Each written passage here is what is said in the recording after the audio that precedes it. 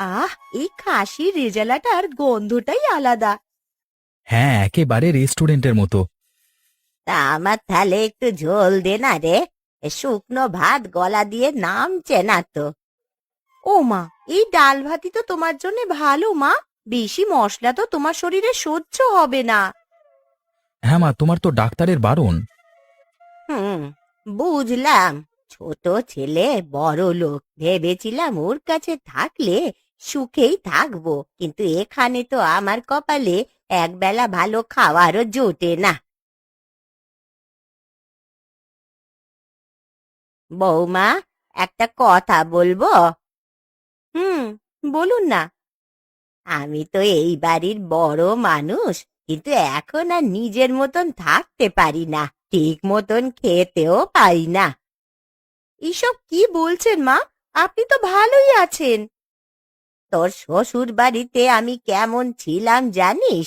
ছেলের মা বলে সবাই কেমন সম্মান করত, কিন্তু এখানে তো আমি যেন কাজের লোকের চেয়েও কম। মা, আপনি কি বলতে চাইছেন যে আমরা আপনাকে ভালো রাখছি না? না মা, তা বলছি না, শুধু বলছি আমাকেও একটু ভালো মন্দ খেতে দিস। আমারও তো একটু ইচ্ছে করে বল। তোরা যখন আমার সামনে ওইসব ভালো ভালো খাবার খাস, তখন আমারও তো মন খারাপ হয়।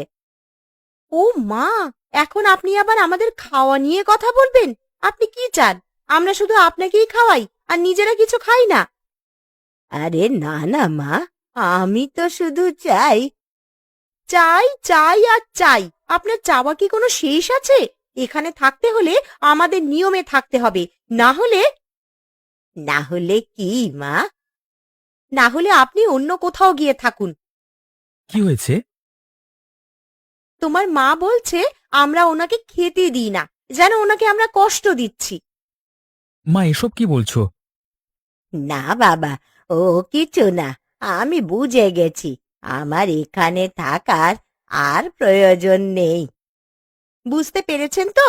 তাহলে এখনই চলে যান।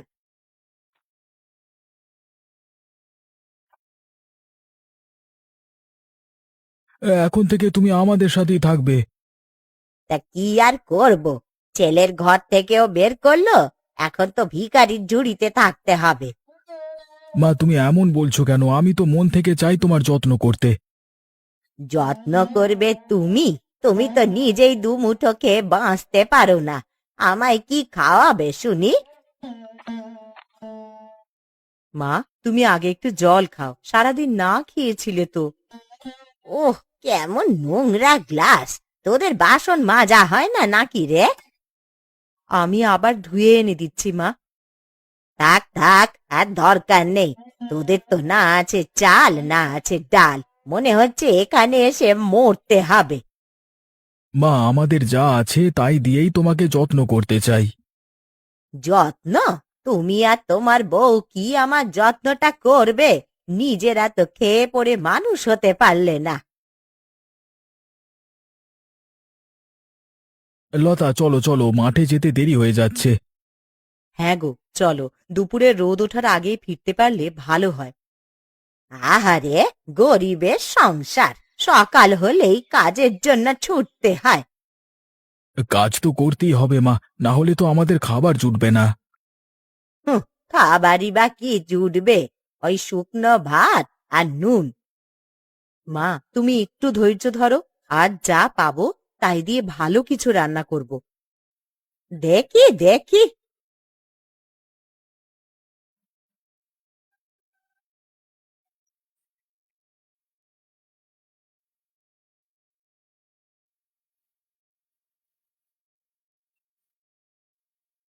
উফ, কি গরম পড়েছে আজকে।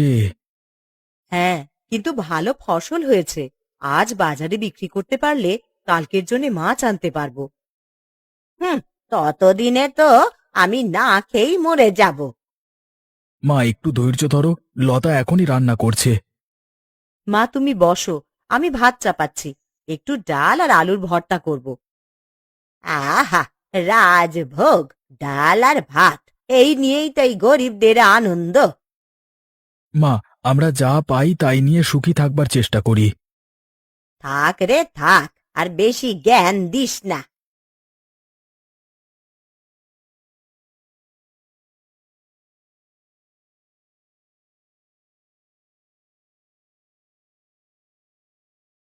আহা, কি ভালো রান্না করেছো লতা। এত কষ্ট করে এসেছো, খাবারটা তো ভালো লাগতেই হবে। উম নুন কম হয়েছে, বলি এইভাবে কি খাওয়া যায়? মা দাঁড়াও, আমি তোমাকে একটু নুন এনে দিচ্ছি। থাক থাক, তোর রান্না খেয়ে মরে গেলেও বলার জায়গা নেই। মা, যা আছে তাই খেয়ে খুশি থাকা ভালো। অভাবের সংসারে যতটুকু পারি করছি। তাও বলছিস? পলাশের বাড়িতে থাকলে এখন মাছ মাংস পেতাম। মা, ওসব তো এখন স্বপ্ন।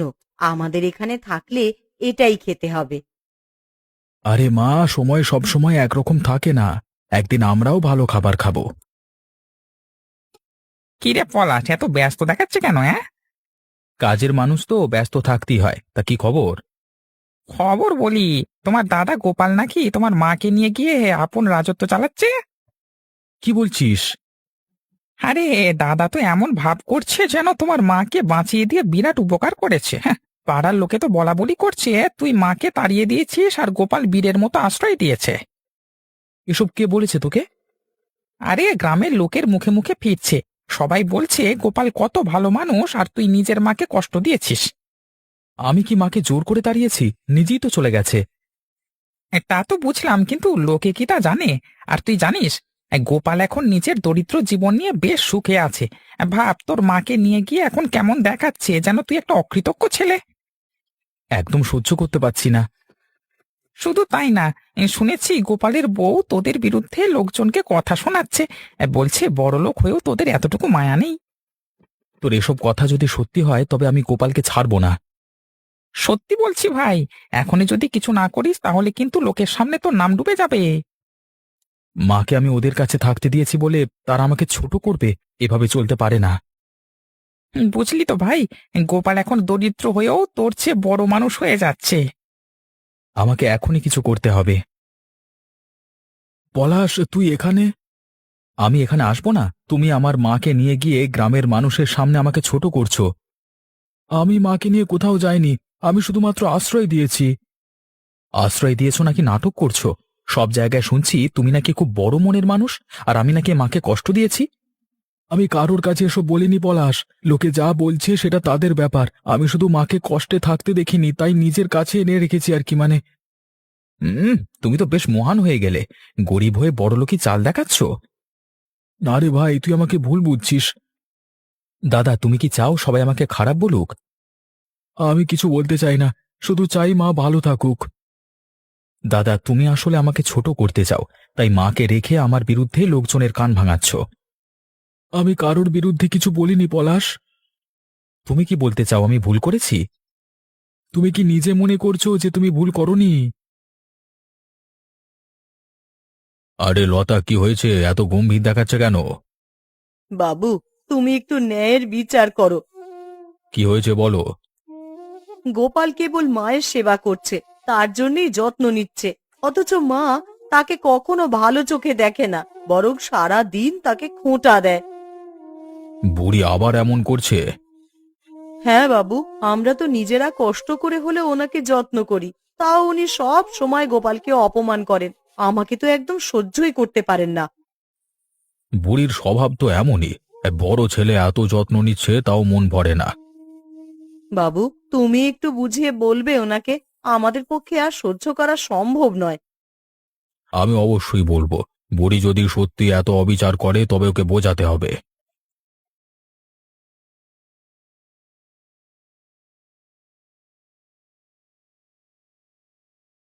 বুড়ি, তোমার সঙ্গে একটু কথা বলতে এসেছি। তা তুমি আবার কি বলতে এসেছ শুনি? আমি বলতে এসেছি, তোমার ছেলের কপালে কি এমন দুঃখ ছিল যে তোমাকে আশ্রয় দিয়ে এখনো খারাপ শুনতে হচ্ছে? আহা, বলি আমি কি কিছু বলেছি নাকি? কিছু বলনি? গোপাল এবং লতা কি মিথ্যে বলছে? তুমি তাদের অপমান করো, লতাকে সহ্য করতে পারো না, আর গোপাল যাই করুক কখনো সন্তুষ্ট হও না।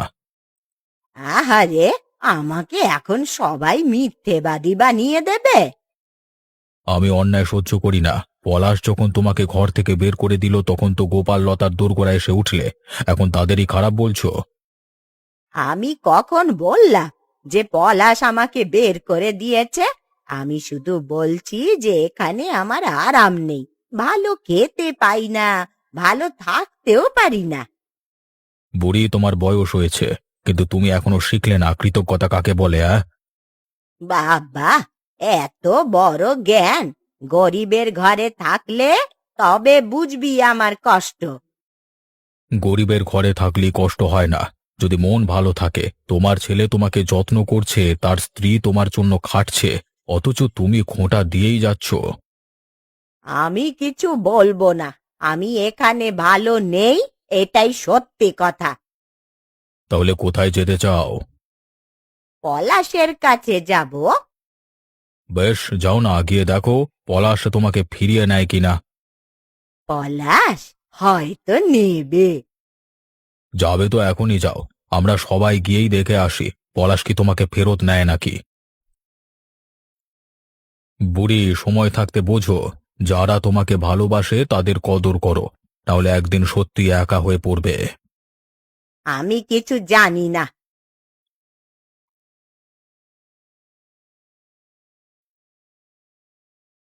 মা, কেমন লাগছে তোমার? খুব খারাপ লাগছে রে। বুকটা বুকটা কেমন যেন ধড়ফড় ধড়ফড় করছে। এইভাবে চলবে না, মাকে হাসপাতালে নিয়ে যেতে হবে। কিন্তু হাসপাতালে ভর্তি করাতে অনেক টাকা লাগবে। তো কি হয়েছে, আমরা যাই করি না কেন, মায়ের চিকিৎসা করাতেই হবে। আমার কাছে তো জমানো তেমন টাকা নেই। তাহলে পলাশের কাছে চলো, সে নিশ্চয়ই টাকা দেবে। জানি না, কিন্তু চেষ্টা করতে দোষ কি?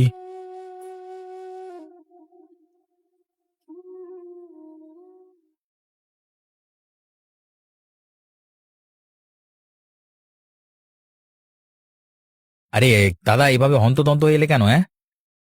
মা খুব অসুস্থ রে, হাসপাতালে ভর্তি করতে হবে। আমাদের কাছে যথেষ্ট টাকা নেই, তুমি একটু সাহায্য করো। টাকা? কত টাকা লাগবে? কমপক্ষে 10-15 হাজার টাকা লাগবে ভর্তি করাতে, তারপরে চিকিৎসার খরচ তো আছেই। উফ, এত টাকা একবারে? তুমি কি নিশ্চিত যে হাসপাতালে নিয়ে যাওয়া দরকার? দাদা, মা ভীষণ অসুস্থ, এখন দেরি করলে আরো খারাপ হয়ে যাবে। মা যখন আমাদের সঙ্গে ছিল তখন তো ভালোই ছিল, এখন ওখানে গিয়ে অসুস্থ হয়েছে, তা ওদেরই ব্যবস্থা করা উচিত, তাই না? পূজা, তুমি এমন নিষ্ঠুর হতে পারলে? মা আমাদের দুজনেরই, শুধু আমার নয়। ও মা, কি সুন্দর কথা!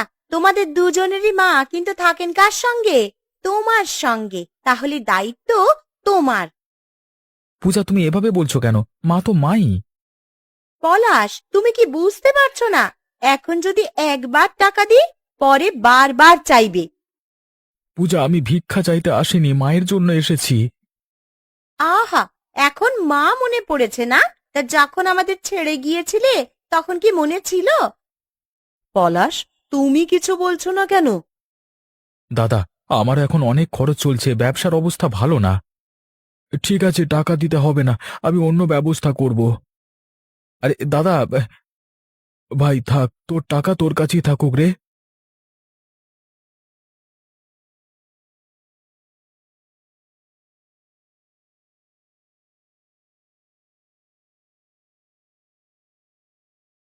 আরে গোপাল, লতা, তোমাদের কি হয়েছে?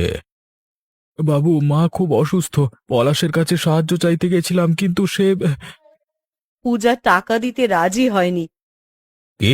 নিজের মার জন্য সে টাকা দিতে চায়নি? বলল, আমরা যেহেতু মাকে নিজেদের কাছে রেখেছি তাই আমাদেরই দায়িত্ব। বাবু, তুমি যদি কিছু সাহায্য করো তাহলে হয়তো মা বেঁচে যাবে। আমি অবশ্যই সাহায্য করব, আর পলাশকে উপযুক্ত সাজাও দেব। আমি কাজ পরে করে এই ধার শোধ করে দেব আপনাকে বাবু। সে আমি জানি তুমি শোধ করবে। আমি দিনরাত খেটে কাজ করব, মাঠে বেশি সময় দেব, যা দরকার হবে তাই করব। ঠিক আছে, আমি আমার জমানো কিছু টাকা দিচ্ছি। যতটুকু পারবেন বাবু, তাতেই হবে। পলাশ, খগেন, তোমাদের দুজনকে আজ এখানে ডেকেছি কারণ তোমাদের কাণ্ড কারখানা আমি ভালোভাবেই বুঝে গেছি। বাবু, আমি কিছু বুঝতে পারছি না। বুঝতে পারছো না না বুঝতে চাও না? খগেন তো তোমার কান ভারী করেই যাচ্ছে, আর তুমি নিজের মাকে ভুলে নিজের স্ত্রীর কথায় নাচছো। আরে বাবু, এমন বলছেন কেন? আমি কি করেছি? কি করেছো জানতে চাও? পলাশকে তুমি কি বলেছো বলো দেখি। বাবু, খগেন যাই বলুক, সিদ্ধান্ত তো আমার নিজের। আমি কি ভুল করেছি? ভুল করেছিস। নিজের মা যখন অসুস্থ হয়ে কষ্ট পাচ্ছিল তখন টাকা দিতে রাজি হোসনি, সেটা ভুল না? বাবু, আমার কিছু সমস্যা ছিল। সমস্যা? সমস্যা ছিল না পূজার কথায় তুই মাকে ফেলে দিলি? আর তুই খগেন শোন, সব সময় মানুষের মধ্যে বিষ ঢেলে বেড়াস। গোপালকে নিয়ে যা যা বলেছিস তাতে লজ্জা হওয়া উচিত তোর। বাবু, আমি তো কেবল সত্য যা তাই তো বলেছি পলাশকে। চুপ! আমি তোকে ভালোভাবেই চিনি। তুই একেবারে সাপের মতো জাত, যেখানে বিষ ছড়ানো যাবে সেখানেই থাকবি।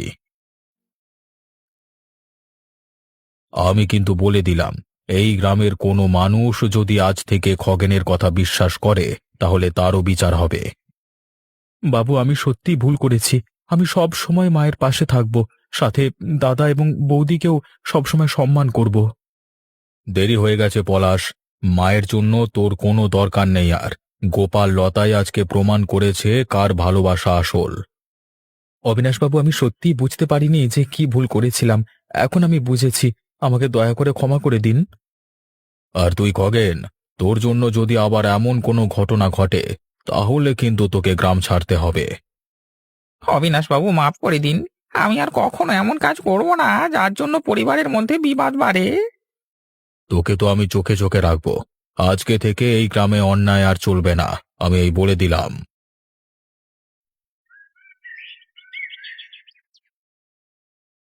গোপাল, বাবা গোপাল, হ্যাঁ, কি মা, কি চাই বলো।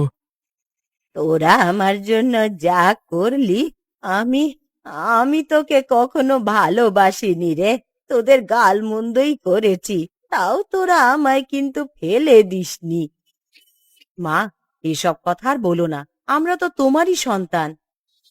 আমি বুঝিনি রে, আমি এতদিন ভুল করেছিলাম। আমি পলাশকে ভালোবাসতে গিয়ে তোকে অবহেলা করেছি, অথচ তুই তুই আমাকে আশ্রয় দিলি, আমার সেবা যত্ন করলি, আমার পাশে সারা রাত বসে থাকলি। এসব ভেবে এখন কি হবে মা? তুমি তো বলেছিলে রক্তের সম্পর্ক কখনো মুছে যায় না। তোমার রক্তই তো আমি। তুই সত্যি অনেক বড় মনের মানুষ রে। আমি এতদিন ওই কিপ্টে পূজার কথায় চলে ভুল করেছি। লতা, আমি তোকেও অনেক কষ্ট দিয়েছি মা। মা, এসব বলো না। এখন তোমার শুধু সুস্থ হয়ে ওঠা দরকার। তুই তো কখনো আমার কথায় কিচ্ছু মনে করিসনি। এত কষ্ট সহ্য করেও আমাকে ফেলে যাসনি। আমি তোকে পছন্দ করতাম না, তাও তুই আমার যত্ন করলি। তুই তো আমার আসল মেয়ে রে।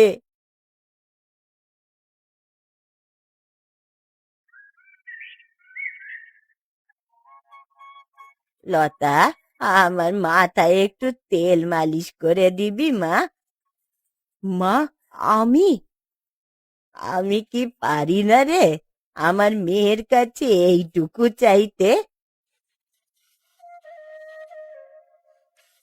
মা, তাহলে অবশেষে তুমি লতাকে আপন করে নিলে, হ্যাঁ?